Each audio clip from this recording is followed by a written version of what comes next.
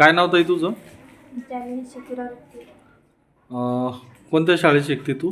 शासकीय माध्यमिक आश्रमशाळा तिसगाव. आश्रमशाळा तिसगाव. तिसगाव. काय झालं तुला? पोट दुखत होतं. कशामुळे दुखत होतं? दुधामुळे सकाळी किती वाजता घेतलं होतं? 8 वाजता. 8 वाजता. नंतर काय मळमळ उलट्या सुरू झाल्या का?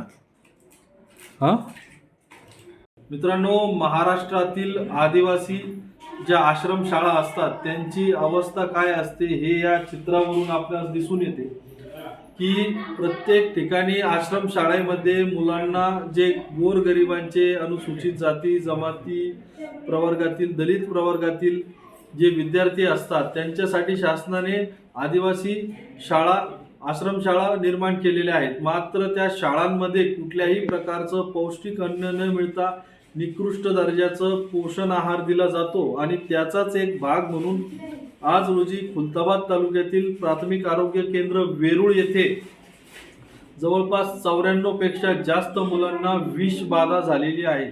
वार्डन आणि इतर त्यांच्या सहकाऱ्यांचं असं म्हणणं आहे की सकाळी दूध दिल्यानंतरच मुलांना विषबाधा झालेली आणि त्यामुळे जवळपास पूर्ण प्राथमिक आरोग्य केंद्रामध्ये 100 पेक्षा जास्त शाळकरी आश्रमशाळेतील मुलांना ॲडमिट केलेलं आहे. तुम्ही बघू शकता की अशी भयावह परिस्थिती महाराष्ट्रातील आदिवासी शाळा जी की तिसगाव या ठिकाणी आहे येथे झालेली आहे. प्रशासनाने याबाबत गांभीर्याने विचार करावा, संबंधित पुरवठादारावर कायदेशीर कारवाई त्वरित करावी, नसता आम आदमी पार्टीच्या वतीने त्या पुरवठादाराविरोधात तीव्र आंदोलन छेडण्यात येईल आणि जे कोणी जबाबदार असतील त्यांच्यावर शासनाने आणि प्रशासनाने लवकरात लवकर कायदेशीर कारवाई करावी, नसता आम आदमी पार्टीचा पंगा आहे ही गोष्ट ध्यानात घ्यावी.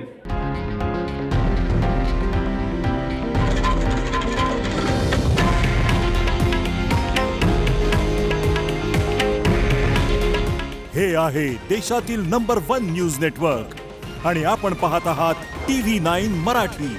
काळजी तुमची, हित महाराष्ट्राचं.